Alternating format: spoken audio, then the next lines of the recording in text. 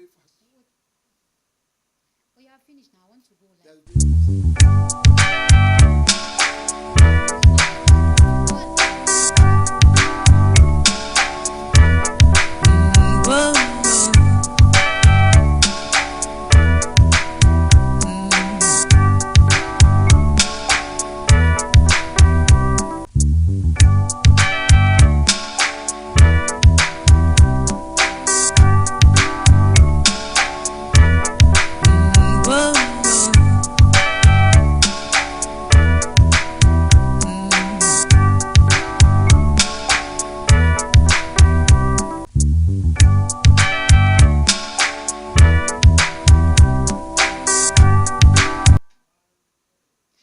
Hello and a very good morning to all of you out there, and welcome to the program The Voices.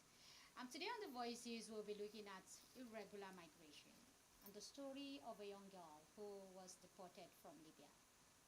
But before we go into that, let me welcome my guests as well as my sisters on the show. Ladies, good morning. Good morning. We have Fatima, we have Zulea, and of course, we have the big man in the house. He's no other person than Abdurrahman Balogun alias Arab. He's the director, Publicity Protocols NIDCOM. That's the Nigeria's in Diaspora Commission. He's also a member of the Nigerian Institute for Public Relations. Mr. Balogun, very good to have you on the program. Thank you very much for having me. All right. You have a nice place here. Thank you. Let's look at the events that shaped the weekend. We had stories where, the chief of staff to the president said the president didn't remove subsidy in anticipation of a re-election. We also have stories of, the ID card thing that you don't need to have, is it an 18 or a NIN for you? The issue came up with NIN. So these are the stories that, how do you guys react to all of these stories? Well, for the TIN, that's the tax identification number, I think they said it's going to take effect from January 1st, right? And I'm also saying this, I hope it's not for also the small-scale business owners, like someone who has a kiosk around the corner. Because if it's like that, then I think there'll be a lot of Confusion somewhere. Kiosk and kiosk, it's almost similar. Yes. So for this team, I think Nigeria has to be stable first in order to, because how much are those people earning? You understand? So there should be another, like maybe a smaller version of that. Yes. You understand? For them to be able to, contribute in the task field. Because, like, let's talk about profit. For a person that has a mini kiosk around the corner, like a corner shop, how much does that person earn? You understand? Maybe as a retailer. But the question should even be, why do we need to tax people to the bone marrow? No, tasking is good because if it is done right, you understand? But in other clients, people are not being taxed the way we are being taxed. In other clans? Yes. Are you talking about other clans or other countries? Other clients, other countries. Other countries have tax for almost everything, but it goes in the right way. You understand? Using the task for the right things. For the community and the people to, and then you can see the infrastructure and feel it. Exactly, that's the point. So if there is going to be a tax, then we should see it on ground. You understand? If a small-scale business owner is going to be taxed, then that person should benefit from that tax he's paying, so that it won't go. And that brings us to the issue of confidence. Exactly. Do people really have confidence when government introduce new taxes, considering the fact that they have seen before now that their taxes have not really reflected in any kind of infrastructure? So if you come up with new tax, there's no more confidence. Mr. Balogun, you've been a government official for a while. Do people really have that kind of confidence? To say that we believe that this time around our tax will work? Well, I'm one of those people. I think one of the responsibility of government is to make people have confidence in government. The moment people no longer have confidence, then there's no need for government to assist. Let me chip in on the first question you asked my sister here on why must we tax everything. I just quickly want to cite examples of 3 countries I visited: Morocco, France, and South Africa. And I was just doing shopping. I said, okay, things will be very expensive in the shop. Let me buy on this bend down people that are hawking on the street. In Paris. So you took your impression of bend down boutique all the way to Paris. Yes, in Paris.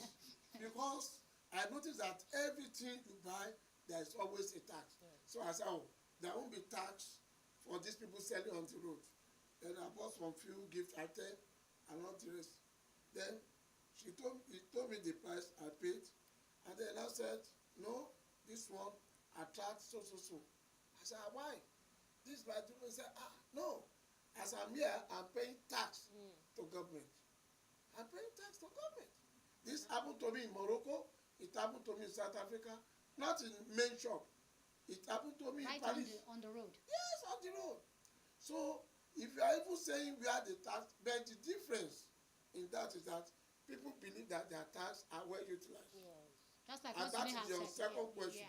They are well utilized. They have confidence that this tax, if you remit it, they are well utilized. In fact, they told me that I'm a traveler. When I get to the airport, I tell them that I'm a traveler. I can convert this thing. They can give it back to me that I'm not resident there. Because I won't benefit from that tax. They told me that. It's only that I don't have that time to do the process. That's how confident they are in the government. So I think what our own government here should do is to let people see that your tax is working. Exactly. And Fashola did that in Lagos. Tinubu started it while he was in Lagos then. They will say, oh, sorry, we are doing this. See, your tax is working. They will put the signpost there. This is zero, your tax is working. And people have confidence. And that's why one of the states in Nigeria today, Lagos is generating one of the highest revenue in terms of IGR. But the question that Fatima was also asking is this, that is the economy right for some form of new taxes? Because as we speak today, everybody is struggling. Businesses are folding up. Cost of living is getting, beyond imagination, and consumer purchasing power is gradually becoming zero. So can people really cope? Well, people will cope because there's something they call aggregate. You look at as you are paying the tax, cost of living is rising. You can see people agitating for increase in salary. They are strike here and there. The education sector, the health sector, transport sector, even the tanker drivers. Everybody is going on strike saying that, okay, we are ready to pay this, but you need to increase our this. So if there's that aggregation, you pay them the amount that they will be confident in paying. And tax is pro rata. It doesn't have to be 100,000, 100,000, 100,000. No, it depends on what you earn. Yes, and the more you earn, the more you pay. Exactly. That's how it is globally under taxation. Okay. Yeah. All right. And I think the good news over the weekend is also that the resident doctors have finally called off or suspended their warning after 5 days. Is it fair for people in this country that doctors, where everybody is falling ill, we have fewer hospitals? That is not the main issue. Okay. The main issue now is I woke up today with another news, a very fresh news, and it's really disturbing. It's not just the doctors' strike. The doctors are back from the strike. But in Kano, there is a teaching hospital in Kano. Is it the Aminu Kano Teaching Hospital? Yes. And they've been cut out of electricity. Yes. The electricity You don't supply say. is out. And it costs a lot of lives. They lose a lot of lives. So I think saying that the KEDCO, the hospital is owing the KEDCO That's the huge electricity amount of distribution money. company. Exactly. Which this is a hospital, and the hospital solemnly depend on electricity. There are a lot of incubators that uses electricity. That's for the babies. There are a lot of life supporting machines that depends on that electricity. And having a power outage for an hour is going to affect the whole of the hospital. So in a hospital like that, Is it that there were no Nigeria, prior notice? Is that there was no notice? I think this happened like 6 months ago, about 6 months ago or a year or so, and it's still happening now. Like it happened recently, and then it keep happening. Although they claim to be paying, like they are on it, they are on the payment, but still, I think in a country like Nigeria that we claim to be giant of Africa, we should have passed that level. You understand what I'm saying? Okay, what are the basic needs that we for a country to be developed? We are still underdeveloped. But what are the basic? Nigerians make a huge impact wherever they go. Like we are blessed. Even for managing the situation that we are in, we are blessed. But what are the things that we need? You understand? To move forward, to give our lives qualitative life. But but it's very inhuman to cut off a teaching hospital off the supply chain. Don't forget, it's a teaching hospital, and that's what I'm saying. That it's very inhuman to do that. I don't know. Maybe we don't have the. What do they use the money? Maybe we don't have the right information, or maybe as the day unfolds, we'll be able to hear exactly what happens. But I think it's inhuman. I don't know if I can chip in. Yeah, please. Yeah. I don't think it is fair on Kenko and other electricity to say that just because they have not paid you. To say no, it is not fair on for them, us. On them to say that they are not running humanitarian services. Like these people. In that part usage for 8 months, they cut the light. University College Hospital is still one of the biggest in Nigeria today. They cut that for 8 months because they are owing them close to 15 billion. That's what. Now this is a private. It's no longer NEPA. In those days of NEPA, you say government to government. Exactly. They too have to run their services and all these things. So it's not free lunch. It's not free lunch. I took my sister there. They will now tell you, there's no light. We will put you on generator. So you pay extra. This somebody doing dialysis. You pay extra money. Exactly. I think there was a time when I went to the University of Abuja Teaching Hospital. I'm just trying to give an instance. Then I was still a very, very young person. So I took my brother there for treatment. He was having pains in his femur. So they wanted to do like a radiology kind of thing. I'm not really too versed in those medical terms. But we had to see a radiologist. So before we go, the doctor asked, "Can I ask you a question?" I said, "Are you working?" I said, "Yes, I'm working." "How much do you earn much?" I told him, "Not that much, but I said, "Okay, are you with your parents?" I said, "Yes." "So are your parents working?" I said, "Yes." "What do they do?" I told them. I told the doctor. He'll be like, "Okay, fine. They can actually afford me to see a radiologist." So, and I'm like, so they have to gauge your pocket first. So when I came out, these people that have this National Health Insurance Scheme cards that go there, I felt pity for them, and I also felt pity for many other persons there. So my parents are kind of comfortable to the extent they can pay to see a radiologist.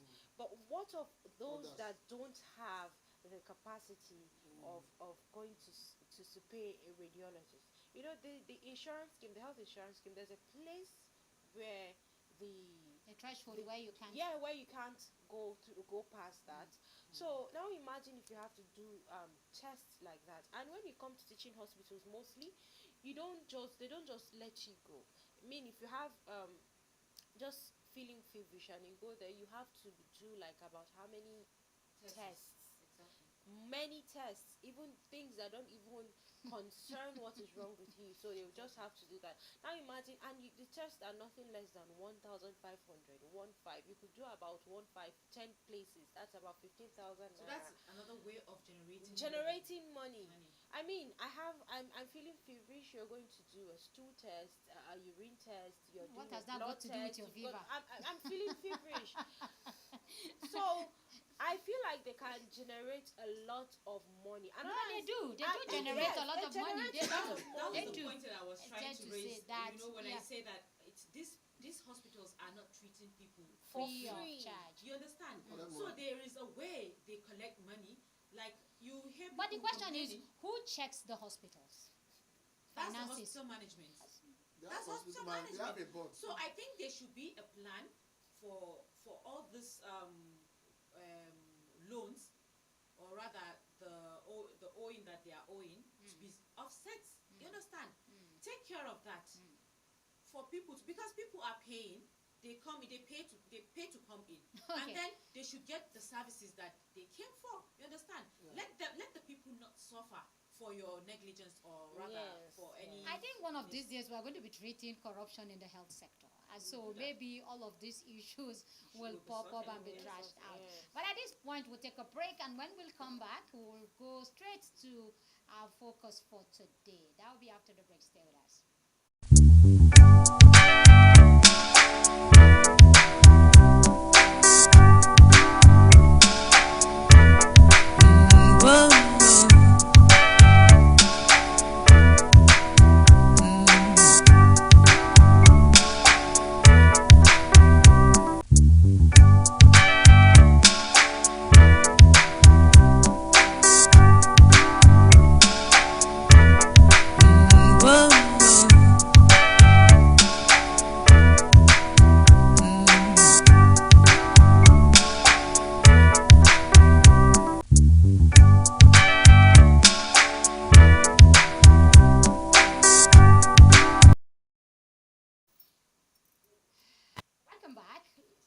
Straight to our topic for today. I'll be looking at irregular migration and the story of a young lady who was deported from Libya.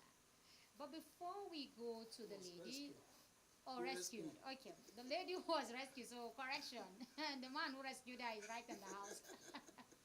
So, and she's Mercy Oluwagbenga. She'll be joining us on the show via WhatsApp call. But before we go to her, let's go to the commission who did the rescue mission and let them tell us exactly what happened. Mr. Balogun, irregular migration is not new. It's something that happens every day. The more people see an example of what happened to another, it doesn't deter them. Every day, Africans, young, old, middle age, perish on the sea. Some of them perish in the Sahara. Is it that people don't just learn their lessons, or is it that the situation in this country is just unbearable for people to stay? Well, thank you very much. Like Radhi put, irregular migration is something that will continue to talk to eternity. We cannot stop it. We can only mitigate it. Research has shown that money people make through irregular migration is much more than that of drug. And because they block their route through drug, so what they do now is to do, let me link it with human trafficking. So they diversify. And I must tell you, in Libya alone, in the last 5 years, we must have brought back 20,000 Nigerians. Wow. 20,000. 20,000. 20,000 people. Yeah. In Sudan there, we have over 4 million Nigerians. Wow. Wasting away in Sudan. With the ongoing war. Despite the fact that we brought close to maybe 5,000 back during the war, mainly students and those who are workers. Saudi Arabia too, people who are hibernating there cannot be less than 4.5 million estimated. From Saudi, at least the operation personally that I took here, undertook here, is I think it's about 3,000 or 4,000 that we brought back from Saudi Arabia. Ghana, that is just a stone throw there. I mean, in 1 month we brought close to 200 from Ghana. Not to talk of Benin Republic, Mali. I mean, countries that before they see Nigeria as the London of Africa. We are now going there. I know we are still coming to factors responsible for this. But I'm just telling you to know the gravity and then the lucrativeness of the business. Why we bring people back, people are still going. Even some of them that we brought back, they believe it's not their luck, that they will see do another trip that Mercy will tell you her story, reason why she went, whether she now meet up or not. And let me give you this topper. It's not cheap. People will think that going through. That's what that's the question I was coming to. Because people sell their houses in some instances. They sell family land. She will tell you how they sold their own house. And then she went on the trip. And what is paying her, and she stayed there for 4 years. She was unable to remit 5 naira back home throughout that 4 years. And that was why I said she was not deported. We went to rescue her. Actually, I thought you already have the video. She did a video that was viral, that all of you are forwarding. Please help this girl, help this girl. It was that video that we saw. We got in touch with her. We arranged for her to escape because she was enslaved in somebody's house. She was locked in a room for 1 year. In a room? In a room for 1 year. Doing nothing? Doing nothing. She will tell you her story by herself. They were drawing blood from her, this and that and that. For 1 year. Doing nothing. So, I said, what about food? He said, they only give me bread and egg. Bread and egg. Now, bread and egg is common there. Just give you bread and egg to survive and to be able to have protein. Yes, for them to be able to draw just to survive and not for so irregular migration, people call it all kinds of things. We don't encourage it. You know, before we used to call it illegal. We now turn it to irregular because it can be regularized. In fact, some countries are not saying they are giving them grace, including Nigeria. I mean, if you have been watching of recent, Nigeria is saying, if you are here, your visa has expired. We are giving you so a leeway to come and regularize it. But the danger some of these our citizens go through. If 1,000 people embark on that journey today, and their destination mainly is Europe. But you know, when you get to Morocco, you'll be looking at Spain. It's just a river. So they normally go through Morocco, go through Libya, and these two countries, once they cross the river, they enter Spain, Italy, and all these things. Yes.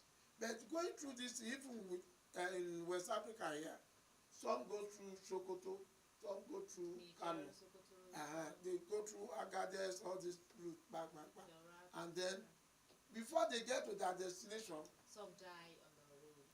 So they suffer. In fact, the operation I did last bus one, I think there are 1,126, out of which, I'm sorry, we noticed that 85% of them are women. 85%. Yes. Women suffer a lot. Yes. They suffer more than I'm still men. coming to that. 85% of them are, because we normally profile them. Okay. 85% of them are women, and out of this 85%, 65% of them is either carrying a baby. That's where I was coming to, pregnant. And who is the father? Nobody. Yesterday we are discussing this issue of bastard. Which child can you really call a bastard? So, unknown father. Because when they are going, they go through custom, immigration. I will help you. I will help you. Those who doesn't have And money, then they pay in kind. they pay in kind. No, it's not in kind. How can you call that in No, kind? but that's what else will you call it? They pay in They kind. pay in pleasure. Some of them, eventually when they made it to this place, they told them, you are going to be working, you are going to be helping them to speak English. They don't understand English. They turned them to a brothel. It's prostitution. so unfortunate because I met someone like that. I had a footage, I had a recording. I misplaced it. I didn't misplace it. I lost it. Okay. In a way, I met someone in Dubai, a lady, and she was telling me her own story because I was very curious and I had to ask. So she was telling me her own story, which was really, really sad. She left her home, she left her marriage because she was married in an abusive marriage. She was in an abusive marriage and then she left the marriage and then she fall into the wrong hand because the guy, the agent, so it's from frying pan to fire. Exactly. The agent promised. Exactly. The agent promised that she's going to, if she can work as a domestic worker for the Arabs. And that was the plan. He told her, okay, they are paying you so amount, and when she converted that money, she saw that it's a very huge amount of money. And she was like, okay, I think I can. He said he's going to do her visa. He did her passport. He did the passport himself. Yes. No, he did the passport himself. He did her visa for her, and he paid for her trip. But she paid certain amount of money. Okay. You understand? With the agreement that she's going to work for so years to pay him. Okay. Like the money she's getting will not pass through her. It will pass through him first. Okay. You understand? That he's not going to give her anything out of it. That she will have to pay him first. After paying then you will him, make triple profit out of her. Exactly. Then he's going to use that. Then she can be collecting her money. And then she says, okay, this is a green. Okay, she's going for a greener pasture, and then she's going to have a better life there. You know, he told her that you are going to have your own room. You're going to do this.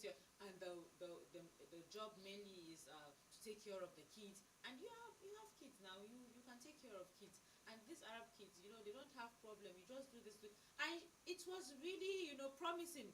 What he was telling her was promising, and she agreed to that. What this guy did to this lady, after they arrived Dubai, he collected her passport. The passport is with him, so there is no escape. There is no escape unless she's going to be deported or report herself to the police and then be deported, and then she'll be banned forever, for life. And he told her all those rules. This guy took this lady to a house. He locked her in the house, and she was served as a sex slave. Of course now. So the lady told me that in a day, 10 to 11 men force her. And then they will give him the money. They pay him. They pay him, and she'll be given nothing. Yeah. But who is to be blamed? And she is who is to be blamed? As sad as the story is. We want to make things right and you better. know what, Zuleika, let me before we even go outside of the country, do you know that in Nigeria here they do that? Yeah. Okay, from a personal experience, I would say I was nearly a victim. I don't want to call myself nearly a victim, but I was approached with an idea like that. So I used to work in a place that has a setting that you have to like bring adverts and all that for this thing for percentage to come. So I met one of my boss, and then he was I won't call him a boss. Let's say he's a visitor. He usually comes to the office then. So he was like, yeah. So he showed me so many ladies that this is exact same thing they are doing, but he didn't point it in the picture that will enable you to understand. So that will enable me to understand. What he was saying was that, all I have to do is he will be the one to take the deceptive approach. Yes, he will be the one to take the advert to them. My own is just to go with him. At the end of the day, I'll just be there. My own is just to make sure that he signs like him, because the adverts are going to be coming in millions. So okay. So at first, the idea was kind of enticing. Really, it was really enticing. So they're telling me that I'm going to get a percentage from millions. Do Do you understand? Exactly. It was actually very enticing. And your ears they stood like antennas. Yes, Exactly. but when I went home, it's good sometimes to come from a very, very, I don't know, Disciplined home. apart from being disciplined, a place where you're comfortable and you're bonded with your parents. So I went home and I'm like, Mommy, Daddy, look at what is going on. Oh, look, this is the issue. My dad was like, You being the naive. So he didn't say anything. So he called my mom and then discussed with my mom and said, this is what they want to do with your daughter. And then my mom came and told me, Fancy, I said, Ma, come. And then she sat me down and explained it to me like when you're trying to teach a child A, B, C to Z. And I'm like, what? Hey! So at the end of the day, when he said, okay, what about what we discussed? I told you, oh, I'm sorry, sir. I'm actually comfortable with my small salary and I'm still living with my parents. It's not like I'm living alone and I'm comfortable. It's not like you're paying So anything, it's not like I'm paying rent anything. or- Just this little salary is enough. So he kept on going and going and going until the day where he realized I'm not really interested. So he left it. So what I'm trying to bring out, thank God, so most of us, we have such personal experiences that we could actually relate to what is actually going on. It doesn't just happen outside of the country, it also happens in the country. They don't even need But the to most take you terrible out. part of it is when it happens outside the country. Outside of and you I have no help. Yes, Okay. that's just it. Just And that it. brings me to the next question to Mr. Balogun. Mr. Balogun, the Commission has been doing a lot of rescue mission from one country to another. How do you rescue these victims? How do you rescue them? Because sometimes it's even dangerous. It's a collaborative effort that we do. You know, we have Interpol. Okay. Once we are able to identify where they are and they call for help, because it's their fundamental human rights. Exactly. Yes. Some, you get there, they said they would rather die in this country, leave them. Yes, there are With some all- people with like all- that. If you go for evacuation, they say no, There are leave people them. like that. So you must call for help. And that's why when I tell people, they say, no, all of them, bring all of them. No, you cannot force them. You can't force them. So, Because they will attempt to go back. Go again. back. yes. So, in the case of Mercy, of course, they will collect your phone and everything. But she was lucky, being a smart girl, to get a phone from the security of the house. The day that she wanted to escape, they forgot to lock the door. So, And it's prayer sometimes. so one of the small boys in the house, I said, Auntie, come out. They are playing football. And the Is ball, it a family house? it's a family house in Okay. our own case. Okay. So she works for the family. She worked for the family. That's Okay. why she was abused. Okay. But she was lucky, according to her. She was not sexually abused. Okay. So she was able to come out. I said, see me outside, and collect the phone. From that phone, she did The video. a video that she now sent that went viral, and then escaped to IOM detention camp, evacuation camp, escaped through a taxi there, blah, blah, blah. And then from there, we got to know my principal put a call through to somebody there, so connected with her, and then I said, okay, don't worry, we'll get you rescued. And because it's just only her, others are being processed. So somebody volunteer. Of course, we don't have our own airline. Somebody volunteer to pay for the flight, and then the accommodation and everything, we took care of that. And the person is still on that now. She said he wants to go back to school. So that's how Okay, we connect. you connect. We can, at times, we also use our embassy there. Okay. At times, there are some individuals. Just how expensive is it? It is very, very expensive. It should be It is expensive. very, very expensive. It should be expensive. In fact, there was a How does case. the commission raise funds? We don't have money. So how do you We do? reach out to goodwill of people. We reach out to Dangote, reach out to this man that own a earpiece, like the one we did in South Africa. The man spent close to 500 million plus for that operation. Where we get it? You know, the issue don't have is sometimes budget. they overstayed their welcome, they overstayed their visas in Of those course. countries, Yeah, and so you you have know, there's many a factors. penalty. There's a penalty for that. And sometimes Especially some of them, sometimes their passports are expired. So you understand, you cannot just take someone without a passport and take them out. It's going to be very expensive. It's either you just deport them, or you have to make a new passport for them. So it's really expensive. Even if they are going by road, it's really expensive. I don't know why they keep doing that, but on the passport issue, it will shock you that Messi for 4 years didn't have passport. Wow. See, we brought somebody back from America. Can you believe somebody traveled to America without a passport, without aeroplane? How did he beat the immigration? It was the immigration. Did it go through the normal? it's illegal. They were going through water, and they normally move at night. To that. Some people collect money, but he was lucky because he's a man.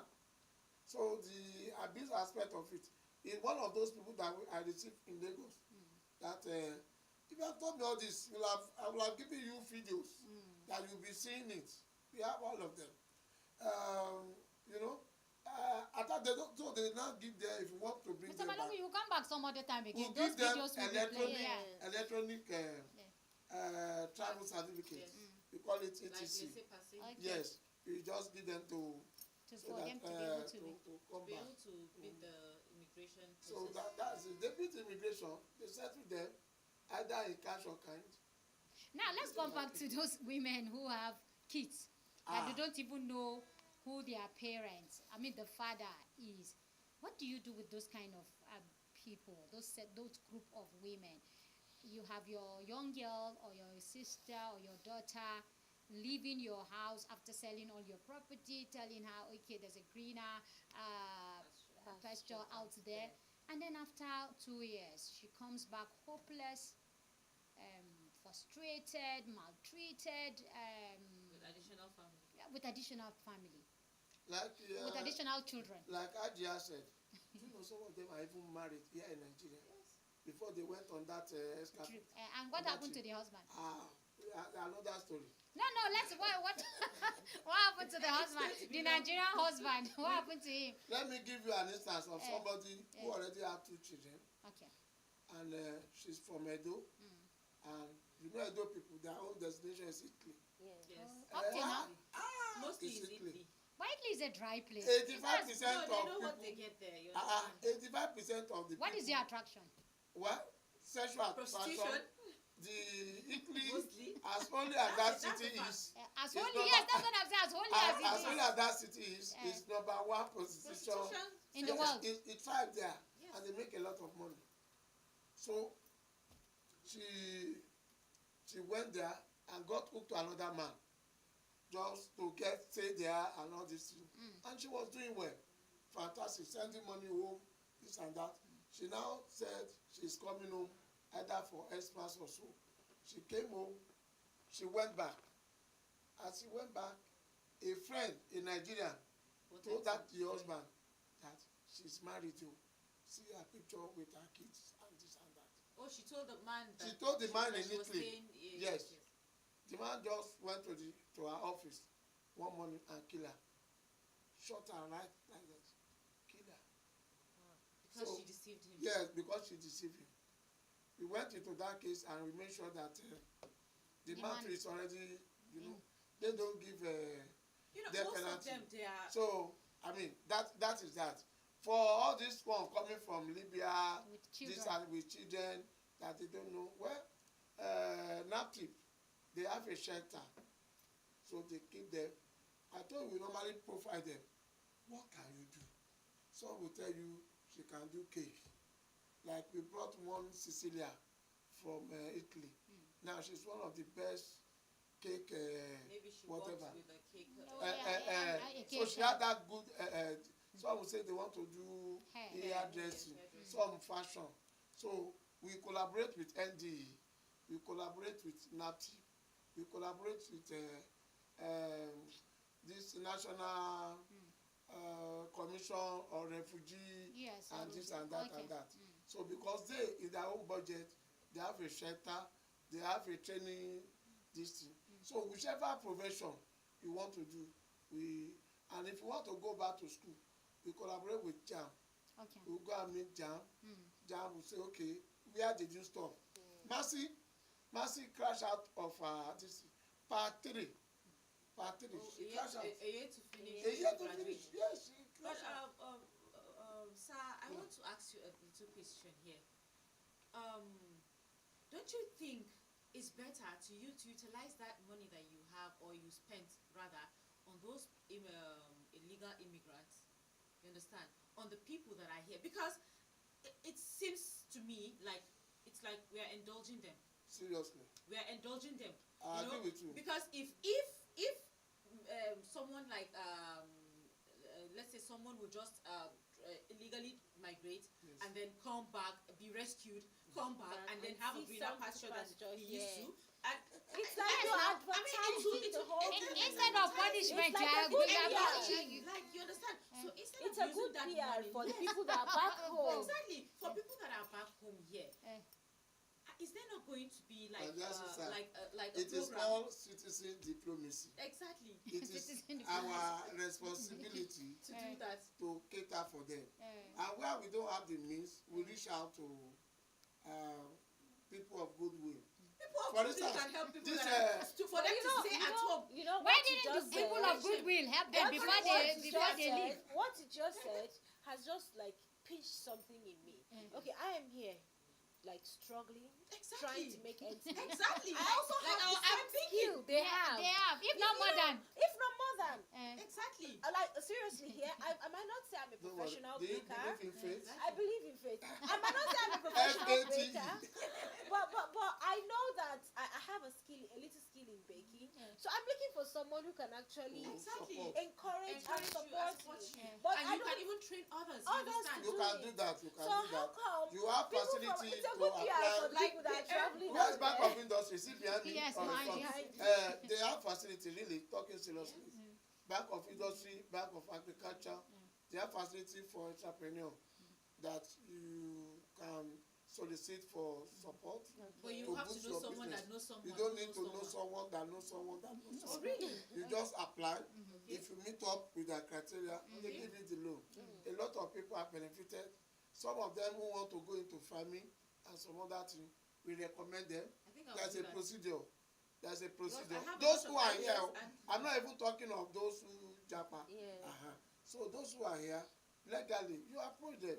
The facility is there. I think the question is the opportunities that you just spoke about now, Bank of Industry, Bank of Agriculture. Channel, Yeah. the information. The information It's is not obtainable. readily It's not out there. available. Channel. And this impression of I know Yes, somebody, you know you see that somebody, one you on don't the know information is somebody. there, but we have this mindset that you must yes. know somebody. And again, if you ask the people who somebody Don't talk. applied for a billion naira, he applied for a billion naira. He was a director in one of these agencies, very oil and gas agencies, and he retired. Yeah. And he's into is it an air freshener? But it's something I don't want to start advertising him here. Okay. Very good quality product. Even when you have toothache, all you need to do is just spray and then it's gone. That's how good his products are. He's been on this loan request with all the collateral. He has land, he has this, he has that. As I'm speaking to you till today, the document is still lying there. That's for somebody who needs a very big capital. And will help. And he will help the country help because the it will country. help Unemployment. environmentally, sanitation-wise, Yes. health-wise, everything. So that's where the problem Well, I don't is. want to speak for them, Yes, but in if we get this complaint, and we'll discuss with them, they tell us that he has not fulfilled all righteousness, not bribery and corruption now. Maybe his documentation is not yet perfected. When I somebody think has there should perfected be all the someone to documents, be guiding people like people. that, you understand? Maybe. Mr. Balogu, the factor of I know somebody still plays. To what degree, we Well, don't know. But what we are saying is that when people like you who know them, please tell them to put this information out. I know somebody think that is there. It's just that, okay, information. Yeah. For The right instance, information. I know Balogun. Do you know anybody in NTC? What do you want?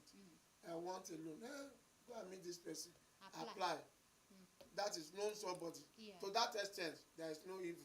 Okay. You can do that. Okay. You are providing information that will enhance. And at the same time, assistance. But the one of come, let's go there. Let me take you to the office. This, Hello, this is my sister. she needs to apply for loan. That's the degree that is It's a actually. loan, something you pay back. Whether it's your sister or your brother or your uncle or But whatever. getting it is You, not your fault. Okay, so let's go back to the issue, Yes. back to Yes. this irregular immigration wahala, and people don't want to just learn lessons. Exactly. People just feel that as bad as they are outside the country, they're still better off being here. Do people hate their country that much? Yes, some people, they are not that patriotic.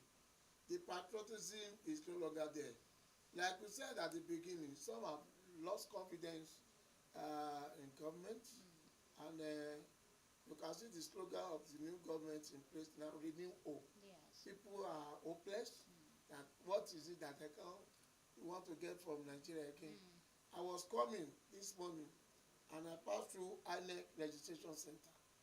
I think it has even escaped my mind that they are doing registration. I saw a lot of people there, and I said, what are they doing? They said they want to register. I said, that means people are into hope in the electoral system. So the hope is there. People are now saying, okay, if government can do this, can do this, can do that. There's a lot of money in the system. It's only the means of distribution, reduce corruption, and then everybody will be fine. We have enough that can go around. Personally, I always, when people always talk about, okay, when I finish school, I find a way to leave the country. Even my siblings, they be like, if I get a job, I'll leave this country. I've always been this kind of person. I've always seen myself in the country, like with my family and everything. I've never dreamt of staying outside of Nigeria. I don't know if many people have that same sentiment as I do. I only feel like, okay, fine. You can travel for I holidays. can travel for holidays, but not to travel and be a citizen or stay in another country that's not Nigeria. I feel more comfortable here, even with all the hardships going on. I feel like I can actually be myself and build something for myself in the country and not outside. I was telling this to a friend, and the friend was like, I beg, it's because you don't have money yet. No, it's But not. let me let President to what to say. You see, she told us how they call the light in The teaching hospital in teaching China. It's like there's nothing free outside this country. Nothing. Nothing is free. Nothing is free outside this country. But is life more difficult As- outside the country than here? I'm telling you, yes. As bad as it is now, if I should get to your gate here, I said, please, I'm stranded. I'm going to Wuse. Please help Please, me can with you help transport. me? By the time I talk to 3 or 4 people, You see somebody who will help me. You cannot do that outside this country. You cannot do that. You're Never. on your own. No, you cannot do that. Well, Some 4 people walked into my compound yesterday. They said they are hungry. Where will you do that? You can't do that in Ghana. They said they are hungry. I gave them food. The little that I have. You can't do that elsewhere. Let's not even leave the country. Even in the country here, there are other places, part of the country that you cannot do that. You can't even try that. Like where? You can't just walk into someone's home and then ask them that you are hungry. It depends on the It but depends at on least the Nigeria is country. better. But Nigeria is a bit better. It's better. Talking from experience, I have lived in several countries. Like, I have lived in several countries. You understand? So I have a lot of experience of this kind of things here. You know, there are nothing is free in another country, as he says. Nothing is free. You have to struggle for something to get it. But the good thing is, when you struggle, you will get it. When you hustle, you will get it. That is the difference between this country Could this and factor other of countries. we have a valueless naira, and we have a valued currency somewhere. So To be honest with you, our when naira is blessed. Let me tell you. let me just land that. Okay, if I make a $30,000 somewhere or a $50,000 somewhere, by the time I send it back home, Send it back home. You won't pay your bills. How do you even I'm not saying that if I save. Is it You that pay your people? bills. No, you people earn don't save. $30,000, I said that people don't save How up will to you that save? amount. No, Please, can I give you you a can see. prototype of Yes. somebody living in UK Yeah, please do. that is earning £2,000 Okay, a week or a month? a month? You are earning £2,000. You calculate it, you are running to about 2.2 million naira. Good money, right? And don't forget, their rent is And wait is now, monthly. you cannot pay yearly there. You pay can't more. afford it. It has to be. To pay a B&B room in UK now, you need like 1,100, 1,200.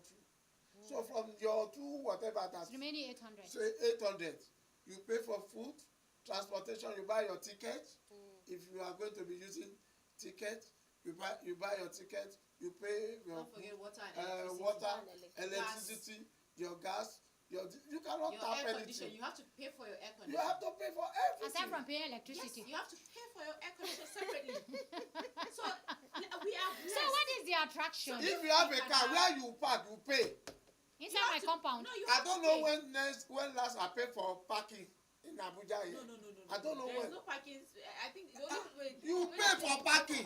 is market when you're entering market. Yes, When you enter market, oh, you don't enter market. No, they'll say you can maybe market here and we say 200 naira. 200 naira. And the longer you stay, the more bill you pay for the parking lot. So nothing is free. I think my only experience outside the country is Hollywood, but with You travel through Hollywood. I travel through Hollywood, but movies also give you an idea of how people will live, Yeah. right? No, you don't get all the picture. No, I understand. It's a bit But rosy. I'm just saying an idea. Okay, yes, you have an idea. Yeah. So I could Especially see if that. it's a struggling movie, like Yes. someone struggling in the So movie. you get to see that someone is parking, and then they drop a parking ticket, and you'll be like, oh, why? You understand? I'll be like, oh, And you'll really? be like, Why you screaming? But okay, you're talking about water and electricity. You could Let me actually tell you, it's in like- Nigeria here, you in could actually Singapore. have In your Singapore, borehole, your well.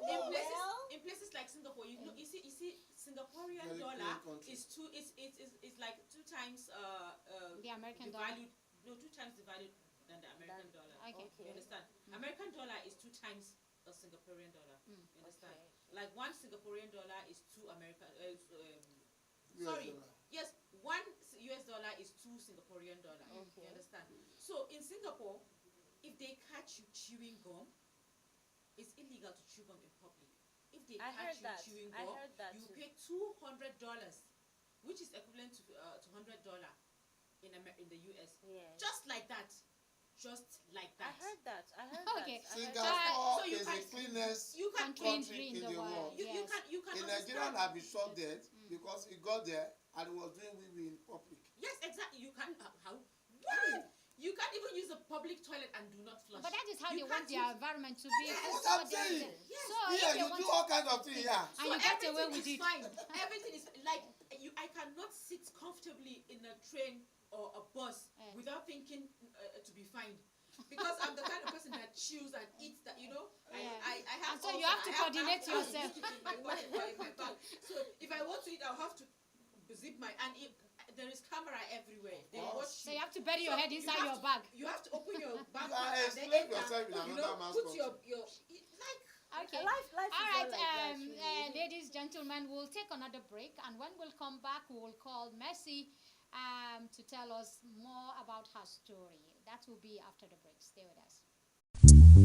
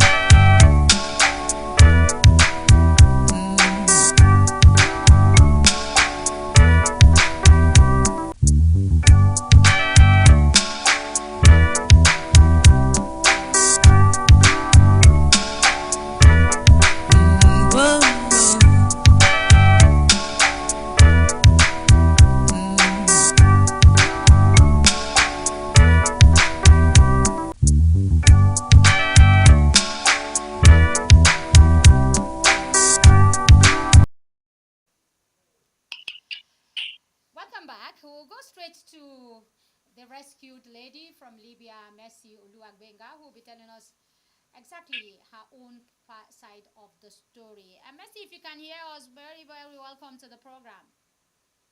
Yeah, thank you, ma'am. All right, good morning. Good morning. Okay, so where do we start from? Do we start from the rescue mission or do we start from the trip itself? Which one will be more appropriate? So let's start from the trip. We learned you were in 300 level before you traveled, so you had to abandon your study just to go. What was the attraction for you or the reason for you to abandon your education just to be on a trip? There was no attraction. I went there because my mom was sick. My mom had a kidney issue, so we needed money for our operation. So I didn't even think it twice. I knew I was traveling a day before. I didn't know I was traveling before. How much did it cost you to travel? It's a contract work. The person who took me, the person I was supposed to go and meet there, because it's like an agent work. I'll be paying the person a year and 4 months. At times it is a year and 6 months. So the person sponsored the trip, 5.5 million. Yes, I don't know. It depends on, we don't calculate it like that. It depends on the dollar rate. So we just know we are paying a year and 6 months, a year and 4 months. Yes, what I'm saying is this, that you didn't pay a dime for the trip. He sponsored the trip. No. Yes. And you are supposed to pay 1 year, 6 months. Yes. So what happened? Yeah, I paid. Luckily for me, the people I worked with then, they were good. So I paid, finish without any disturbance. But along the line, my mom died, and I couldn't go back. I couldn't come back to Nigeria, something like that. So I had to just start working. Then I went to the last place I worked at, because I won't say everything is bad. I worked in some places. They are bad also, but not this bad. So okay, the last place I worked. Just hold on. So you were able to pay back the money in a year and 6 months? Yes. It was initially a year and 4 months, but I had issues where I work. So it's I paid with the duration of 1 year and 6 months. So after 1 year and 6 months, you are totally free from debt. Yes. And then you moved on to the second phase of your life. Yes, ma'am. Okay. So at what point did the abuse start? 2024. 2024? 2024. Okay. Yes, ma'am. And we learned you don't have a passport. So how did you get into a country without a passport, without document? By road. Through the desert. How many days did you spend or months in the desert? I can talk to myself. There are some people I'm asking you yourself, like, how many days did you spend? 2 weeks. 2 weeks in the desert? Yes, ma'am. So what were you eating? We were told to take some groceries when we are going, like gari, something we can just, not normal food, just gari, biscuits and all that. So we are just feeding on that, just a little. Okay, so let me allow the ladies in the house continue with the questioning. Yes, they are itching to ask you, so please go ahead and ask her. Mercy, when you reach Libya and then you paid off your debt, do you have any regret of moving from your country to another country? Like, was there any regret, or you prefer staying in Libya if you were not abused, or rather if you were not being in the situation that you called for help? Would you rather stay in Libya or come back to your country? I won't lie. Had it been what happened didn't happen to me, I would have stayed there. Was it that bad? Because was it that it good? Was that bad. Was it good? Was it a good environment? I'm talking about. No, she said if what happened to her had not happened to her, she would have stayed in Libya. So that means life was comfortable for you in Libya. No, like just stayed a little bit to get some money, then come back home. Initially, I had it in mind that I just wanted to use a year, then come back home. But it was that a year I went to use in that people's house. That everything turned upside down. Yes, my second question, Mercy. My second question is, when you were looking for the money for your mother's kidney, is it dialysis? Yeah, treatment. Your mother's kidney treatment. Were you not afraid of leaving your mom alone and then traveling to another country in the name of getting money? Why don't you just collected that 5 million naira that he spent on you and then use it here in your country to multiply it, or rather to invest or to have a let's say what do you call it, a capital for a business that can grow. He's not going to give her the money. The money was meant for her to travel and make profit for him. So why will he give her the money here? Were you sexually abused? No, ma'am. No sexual abuse. So what was the abuse that you suffered from? They withdraw my blood without asking, and if I question them, they beat me mercilessly almost every day. And I don't eat every day. I eat just bread and egg in the morning, bread and egg in the afternoon, bread and egg in the night. Most of the time, they'll say they are not eating my blood. I'm sorry to make a joke out of that. Mercy, my question here is this. Before you left the country, did you have a skill? She's a student. No, students do have skills, right? Okay. Did you have a skill when you were still in school? I had a skill. I learned makeup. You learned makeup. I learned makeup. So during the course of you being in school, were you doing any business after learning the makeup? Were you trying to better your skill, trying to make something out of it?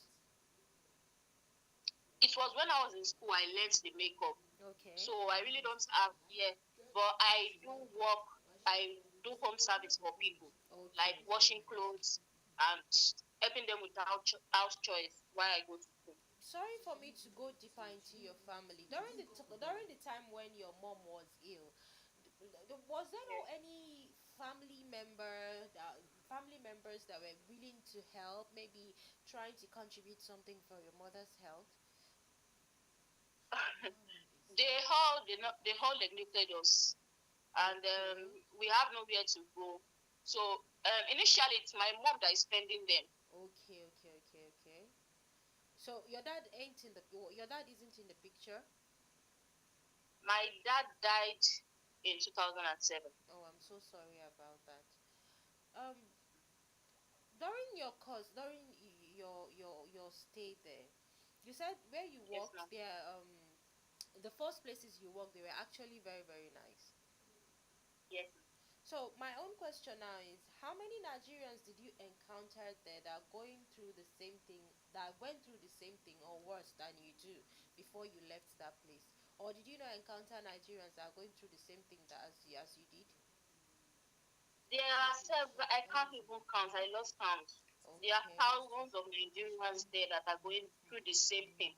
Okay. And even worse. Wow. Okay. Let me take you back to Madam Medina. I think she still have... my own will be, you worked for a family who also have children, right? Yes, ma'am. Okay. And so they beat you, they draw out your blood, and did you ever one day wonder what kind of people they are? The first 3 months of staying with them, the first 3 months of working with them, they were actually nice. So they didn't even give me heads up that they were like this. They were actually nice, but they were owing me salary the first 3 months. Okay. The first month I asked them for my salary. They said till their husband come back from Medina, which is Saudi. He went to Mecca. So I was like, okay, maybe they were keeping the money for me that at least I don't even have anything I'm using the money for. It will be sustainable. So the next month, the man didn't come back. I had to call the agent that took me to the work.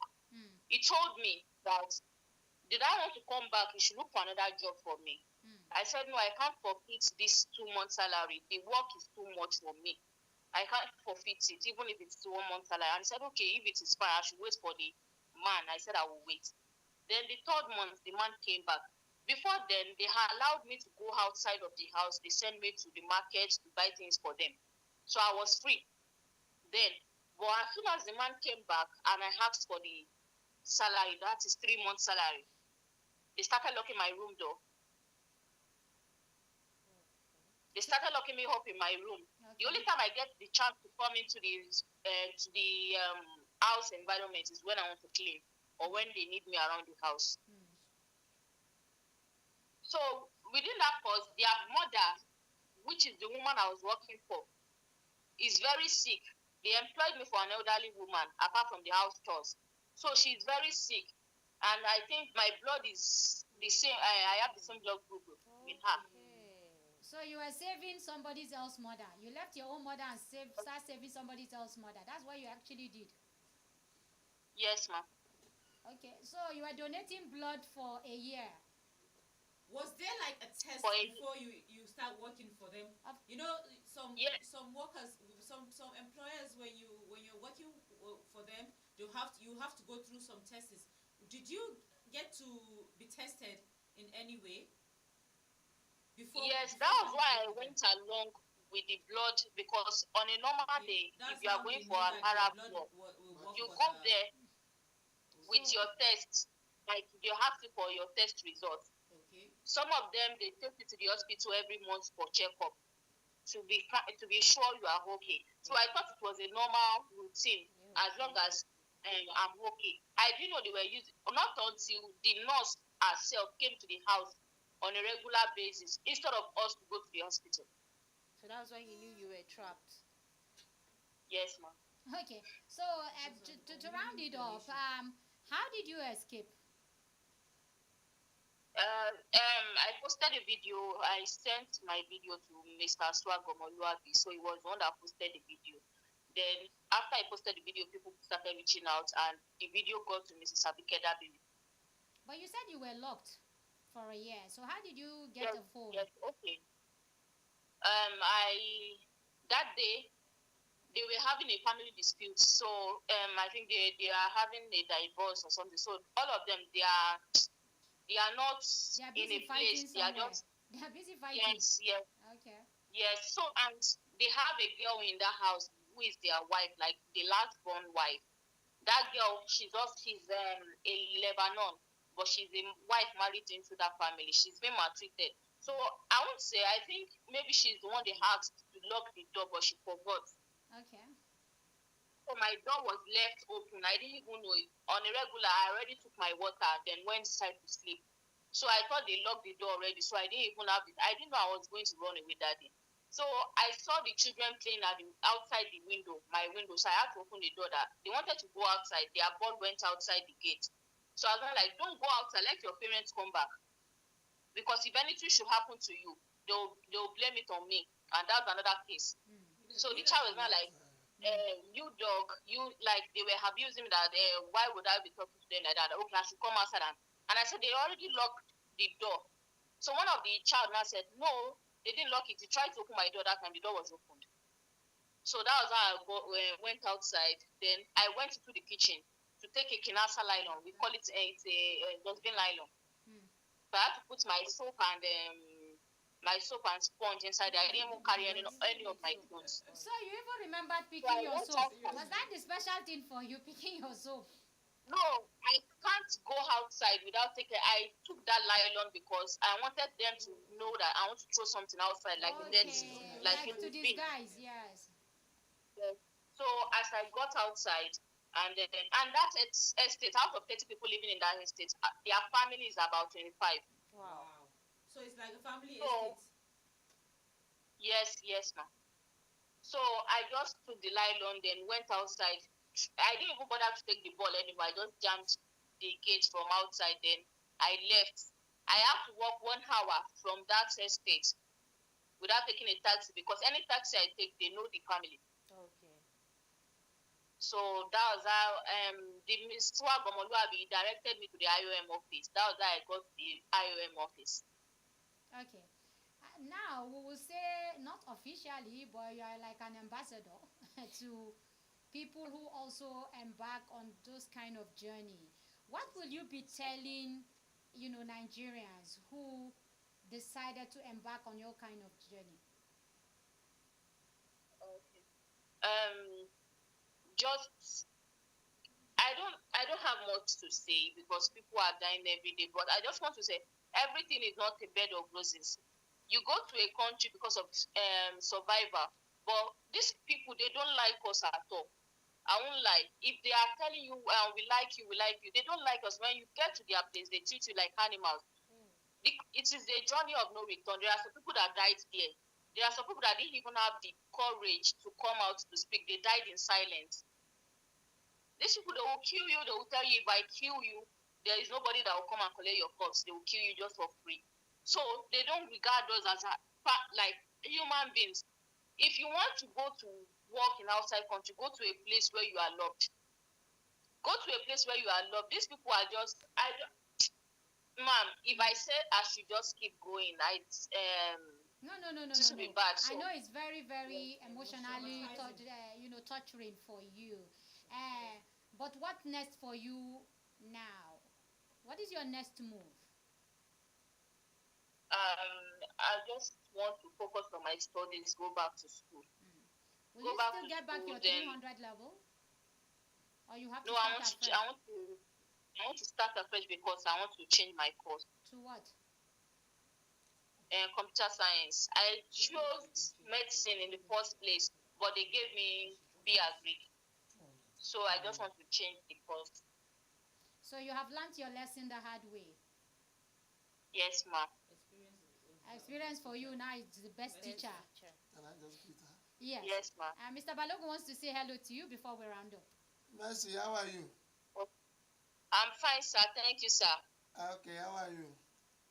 I hope you fine, are doing sir. well. Yes, sir. Thank you, sir. I'm doing well. You got to Lagos, you forget about me. So I don't ask of you, sir. Okay. So I hope you are doing well. Yes, I'm doing okay, Don't sir. worry, we are working on the school aspect. So I'll be getting back to you on that.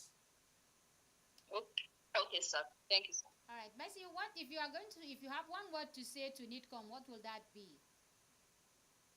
I'll say thank you so much. I really appreciate, because without them, I don't know what would have become of me. Thank you. All right. You're welcome. Thank you, Mercy. We wish you the very best in your next phase of life, and we hope that you will discourage a lot of people who are going to also have it in mind to embark on such journeys. Yes, ma'am. All right, thank you very much. All right, and that's Mercy Oluwagbenga, the rescued lady from Libya. We have heard her story, the torturing story. Sometimes you don't need to go very, very deep so that you avoid, more emotional trauma, for her. But Mr. Balogun, she's just one person who has gone. How do you deal with the trauma that, these people encounter, especially the women who are maltreated, sexually abused, and who come back,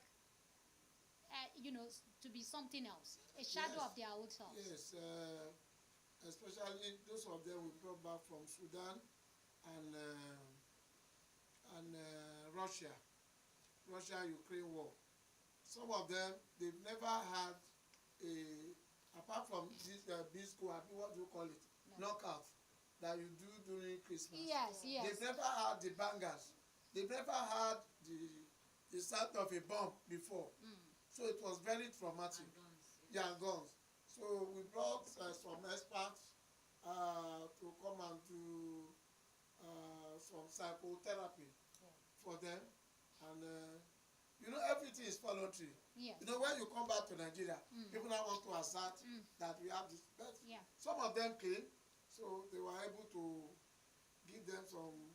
We had a 2-day psychotherapy for them. We brought some experts that give them some medical history.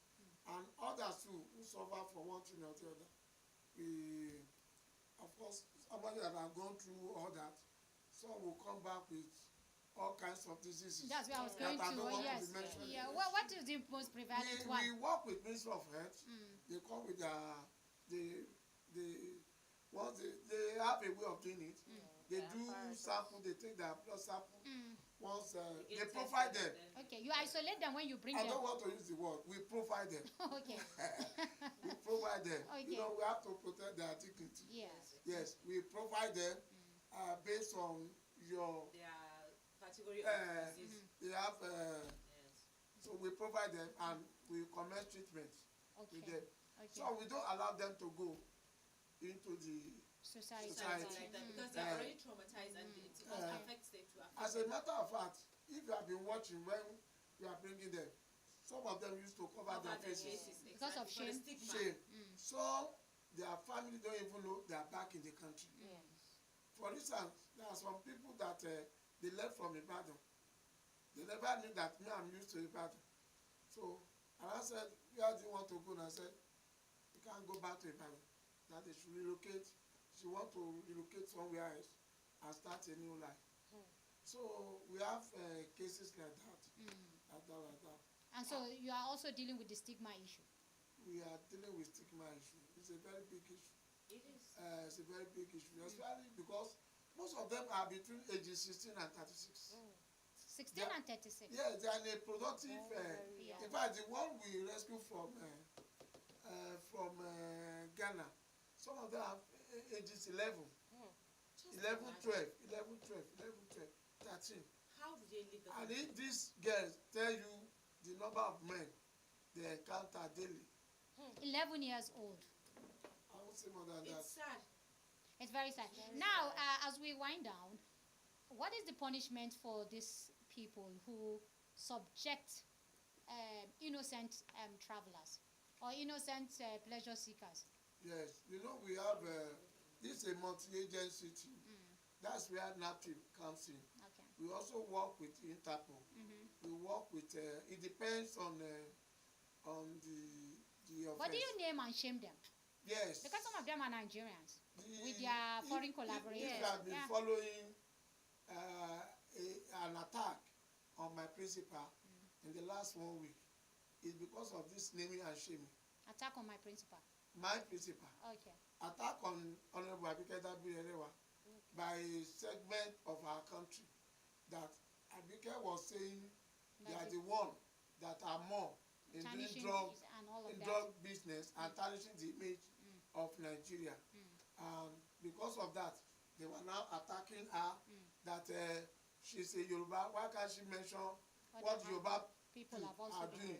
Why she, I mean, it's like, you know, so the naming and shaming thing, you know, everything in Nigeria, we politicize it. But it's high time we do that. Because if you name somebody, the person must come from a place. Let me give you an instance. 4 young men from one region in this country entered Dubai. Within 24 hours, they went and robbed. They were caught. 24 hours. They were caught. They were caught in Dubai there. And we got to know this, and they sent us the profile. We announced that, okay, this for Nigeria, but from the name give them out, you know where they are from. They started attacking us. That what of Yoruba people that carry drugs in Saudi, did we name them? And the problem is that once they are doing that, they paint the whole nation. You understand? In dark. Because they don't know whether you are Igbo outside the country. Exactly. You are in Nigeria, that's just it. It's now that they because you never hear them say 4 Igbos or 4 Hausas or 4 Yorubas. No, they all say 4 Nigerians. But NAPTIP is prosecuting them if it has to do with human trafficking. If it is economic issue, we hand you over to ICPC, EFCC. Okay. If it is criminal in nature, we hand you over to Interpol and this thing. If it is drug, we hand you over to NDLA. Okay, so depending it on your crime. on the profile. Okay. All right. I'm afraid we just have to leave it here. Mr. Abdurrahman Balogun, the Director, Public Affairs, Publicity and Protocol, NITCOM, many thanks for being part of the show. Thank you. Yeah. And to my ladies, Thank you for making it a wonderful outing. Thank you so much for having us. All right. And that's the show. We'll see you tomorrow, bright and early.